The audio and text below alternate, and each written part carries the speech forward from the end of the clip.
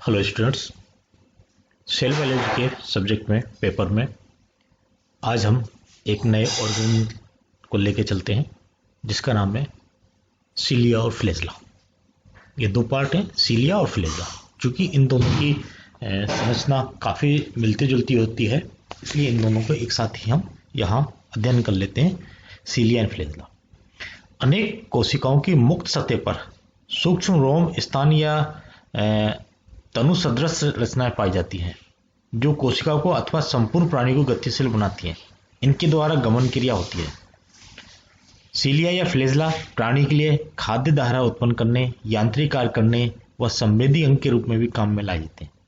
इनका मुख्य गुण उस माध्यम में आघात करना है जिसमें कोशिका या प्राणी रहता है। इस प्रकार से ये बीट विस्पंदन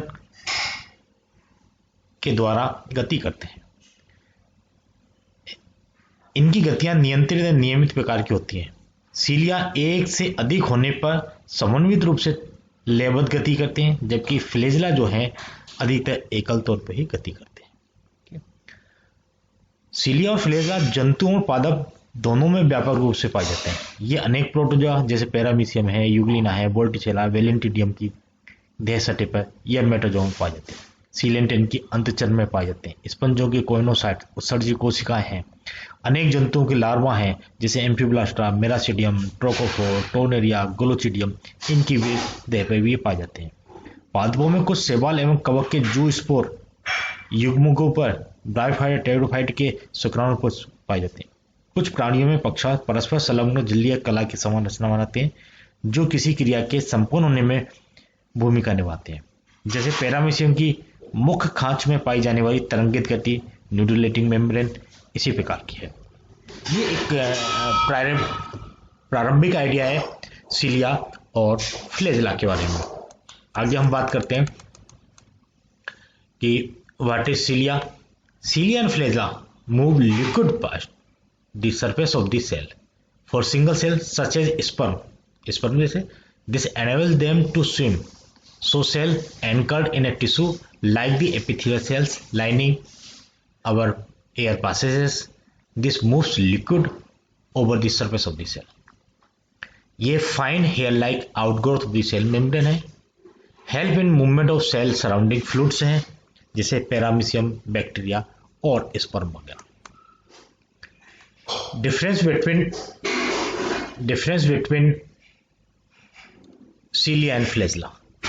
यदि हम इन दोनों में डिफरेंस देखते हैं तो सीलिया की स्मॉल साइज आती है माइक्रोमीटर 5 to 10 माइक्रोमीटर, और जबकि लॉन्ग साइज है इसकी 100 to 150 माइक्रोमीटर। नंबर ये बहुत सारे होंगे, बहुसंख्य होंगे, मेनी होंगे। इनके नंबर लेस इन नंबर 1 हो सकते, ज़्यादातर 1 होंगे, 2 होंगे या 4 तक होंगे। पोजिशन सीलिया ऑल ओवर बॉडी में ये पाई जाएगी, जबकि ये केवल एक एंड पे होंगे, एंटीरियर या पोस्टीरियर एंड। मूवमेंट सीलिया का मूवमेंट ग्रोविंग मूवमेंट है, पावर स्ट्रोक होगा, फिर रिकवरी स्ट्रोक होगा, और ये अनडुलेटिंग मूवमेंट है, वेब लगे वन लॉन्ग रोप की तरह से इसका मूवमेंट होगा। टाइप्स ये 2 टाइप्स के हैं, काइनोसीलिया, स्टीरियोसीलिया, और ये भी 2 टाइप हैं, विप्लास और टेंसल करके। इनका फंक्शन है सीलिया का लोकोमोशन और कैप्चरिंग फूड में, और ये केवल मूवमेंट में। इस प्रकार से ये सीलिया और फ्लेजला में अंतर है। ये एक डायग्रामेटिक रिप्रेजेंटेशन है कि ये किसी भी प्रोकैरियोट्स में इस प्रकार से सीलिया लगेंगे, पूरी बॉडी में सीलिया लगेंगे जो मूवमेंट में, लोकोमोशन में काम आते हैं, फूड वेहिकल्स बनाने, फूड को ग्रहण करने में काम आते हैं। 50 माइक्रोमीटर। जबकि ये फ्लेजला है जो लंबे होंगे, सिंगल या डबल, या जैसे इसमें 4 दिखाई दे रहे हैं इस तरह, ये मैक्सिमम 2-3 फ्लेजला होंगे लंबे। Structure of सीलिया and flagella. जब सीलिया फ्लेजला की बात करते हैं तो इन दोनों की जो स्ट्रक्चर है सीलिया फ्लेजला की वो सेम होती है, समान होती है, और इनकी जो स्ट्रक्चर का कॉमन है वो कहलाता है एक्सोनिमा। जैसे ये यहाँ जो देखने को मिला दैट इज एक एक्सोनिमा। इस एक्सोनिमा में एक सेंट्रल कोर होती है, that is the central core. ये सेंट्रल माइक्रोट्यूबुल्स हैं और ये इनर शीथ है सेंट्रल कोर, ठीक है। और 9 पेयर और डबलेट्स ऑफ पेरिफेरल माइक्रोट्यूबुल्स होते हैं। 9 पेयर, ये 9 पेयर हैं, ये डबल में होंगे एक और दो, एक डबल डबल के पेयर जो बन रहे हैं ये 9 हो गए, 1 2 3 4 5 6 7 8 9, ये 9। इसलिए इस अरेंजमेंट को कहते हैं 9+2 अरे अरेंजमेंट। 9, ये 9 है और दो दो के जोड़े 9+2। जबकि हमने सेंट्रियोल में पढ़ा था, इससे पहले वीडियो में सेंट्रियोल में पढ़ा था 9+3 का कॉम्बिनेशन था, मतलब उसमें भी ये 9 थे लेकिन 3 3 के जोड़े थे, ये डबलेट है, वो ट्रिपलेट थे, ये डबलेट थे। Central microtubules are connected by bridge, ये सेंट्रल माइक्रोट्यूब्यूल्स हैं, दोनों एक ब्रिज के द्वारा कनेक्टेड है, ठीक है। और central series connected to peripheral microtube by radial spokes, और फिर ये रेडियल स्पोक्स के द्वारा आगे है, ये इनर शीथ कहलाती है और ये रेडियल स्पोक्स हैं, इस रेडियल स्पोक के द्वारा ये जुड़े हुए हैं, ठीक है। ये डाइनिन आर्म्स कहलाती हैं और ये नेक्सिन, ये प्रोटीन की बनी हुई नेक्सिन, ये नेक्सिन आर्म्स हैं, इन दोनों को जोड़ने वाली, और इनसे ये प्रोटीन जुड़ेंगे, ये डाइनिन आर्म्स कहलाती है। इन दो जो डबल हैं डुप्लेट, इसमें से ए ट्यूबुल और बी ट्यूबुल दो कहलाते हैं। ये स्पोक्स ए ट्यूबुल से जुड़ी हुई है और दूसरा है बी ट्यूबुल।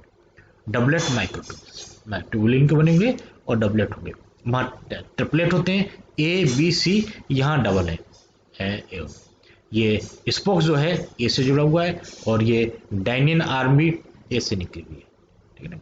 और ये जो नेक्सिन जुड़ा हुआ है ये ए और बी के बीच में जुड़ा हुआ है।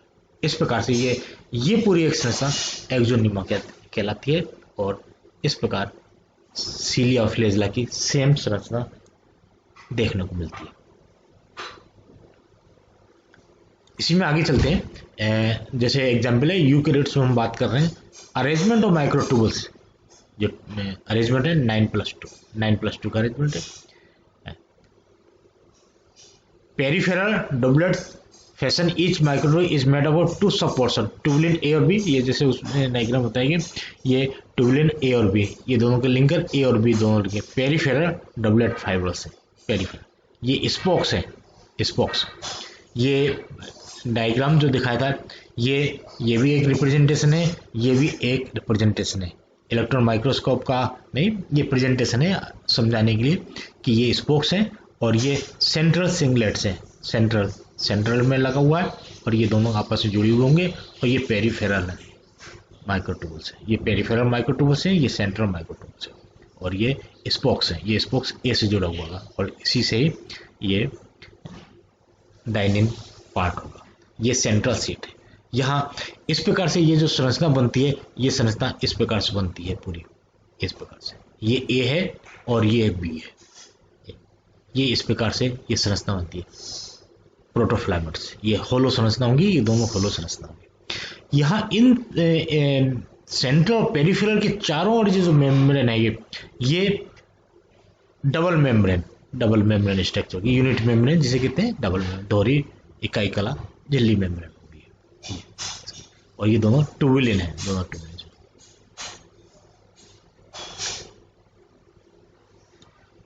अल्ट्रास्ट्रक्चर सिलियर फ्लेजिला, ये एक्सोनिमा जिसकी संरचना हम बताएं, दैट इज एक्सोनिमा, जो उससे घिरी हुई है प्लाज्मा मेम्ब्रेन के द्वारा या मेम्ब्रेन के द्वारा, ये प्लाज्मा मेम्ब्रेन जो घिरी हुई है, और इसकी यहाँ ये वेजल बॉडी होगी, और ये वेजल बॉडी जो है ना सेंट्रोल्स के द्वारा बनती है, ठीक है।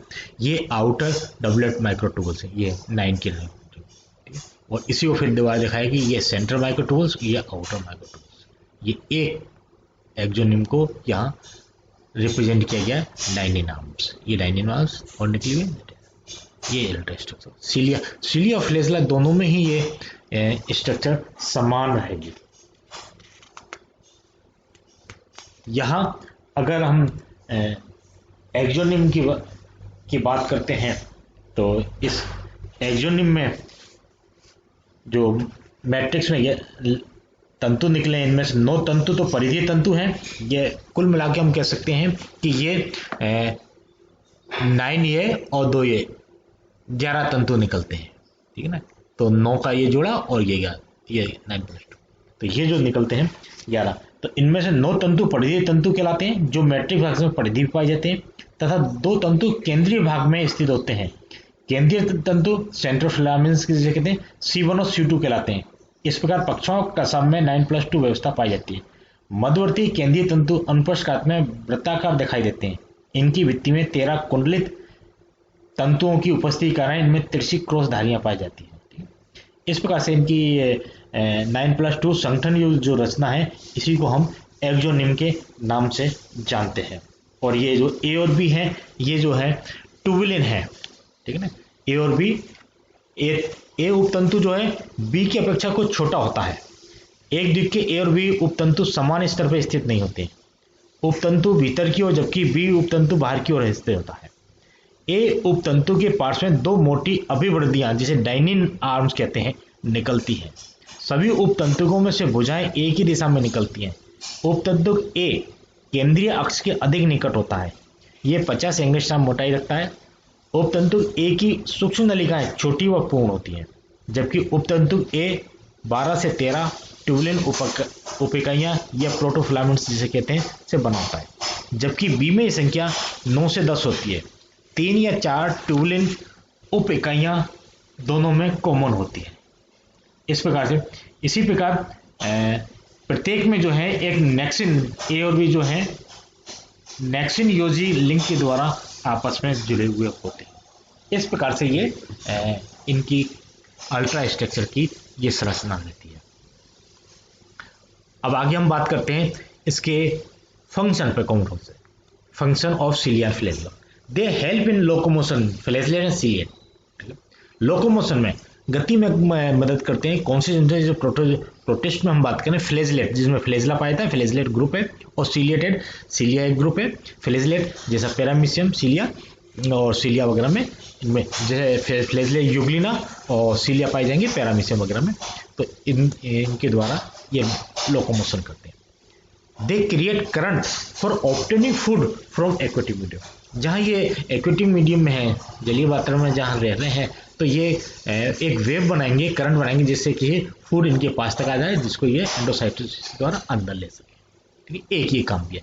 इन some protist and animals the organelles take parts in capturing food. Food को पकड़ने में भी फ्लैजिला वगैरह मदद करती है। The canal system porifers, porifera की जो है उनके कैनाल सिस्टम में जो है वो फ्लैजिला प्रेजेंट होते हैं। दे आर कोलर सेल में और कोइनोसाइट सेल्स में वहाँ उपस्थित होते हैं। और इन सिलेटेंट्स में सर्कुलेट फूड, गैस्ट्रोवेस्कुलर कैविटी में ये पाए जाते हैं और फूड को सर्कुलेट करने में काम करते हैं। इसी प्रकार इन ट्यूनिकेट जो ग्रुप है, ये लेंसलेट का जो ग्रुप है, इनमें सीलिया हेल्प करता है movement of food and it's ejection. In aquatic organism cilia create current in water for renewal of oxygen supply and quick diffusion of carbon dioxide। ये गैसीय एक्सचेंज में भी ये cilia इसमें मदद करता है जो जलीय जंतु हैं उनके लिए। आगे चलते हैं function of cilia flagella. In land animals जो जमीन पर रहने वाले हैं उनमें जो cilia का काम है वो रेस्पिरेटरी ट्रैक्ट में है और वो डस्ट पार्टिकल वगैरह को रोकने का काम करता है। Internal transport of several organs is performed by the cilia. That is passage of the eggs in oviduct, passage of the excreted substance in the kidney। ये काम भी ये इनके cilia की मदद से होता है जो internal organs में उपस्थित है। Being protoplasmic structure, they can function as sensory organs। sensory organs के रूप में भी काम करते हैं। Their tips secrete sticky substances to help to conjunction and fusion of the gametes। ये भी एक काम इनका है। इन सर्टेन प्रोटिस्टियन, प्रोटिस्टियन मतलब जो है मोनेरा के बाद प्रोटिस्टियन दूसरा किंगडम है, इसमें सीलिया फ्यूज हो जाता है अंडुलेटिंग मेम्ब्रेन के साथ। और cilia and flagella show sensitivity to changes in light. Light temperature में जो चेंज हो रहा है उसकी सेंसिटिविटी भी इन यूनिसेलुलर ऑर्गेनिज्म वगैरह को ये बताएंगे। सीलिएटेड जो लार्वी हैं take part in dispersal of the species. ठीक है ना, ये डिस्पर्सन में स्पीसी के डिस्पर्सन में भी मदद आती है। इस प्रकार से ये सीलिया और फ्लैजिला के बारे में हम यहाँ कंप्लीट जो फंक्शन है उसके बारे में हमने यहाँ बात कर दी। यदि हम बात करें तो जितना भी है कुल मिला के ये तो गमन में लोकोमोशन में काम कर रहा है, पोषण में काम कर रहा है, फीडिंग में, रेस्पिरेशन में काम कर रहा है, उत्सर्जन में भी काम है, रिप्रोडक्शन में भी काम है, सर्कुलेशन में भी काम है और मेंटेनेंस में भी काम है। ये काम सीलिया और फ्लैजेला के द्वारा किए जाते हैं। ठीक है, आज इतना ही। Okay, thank you.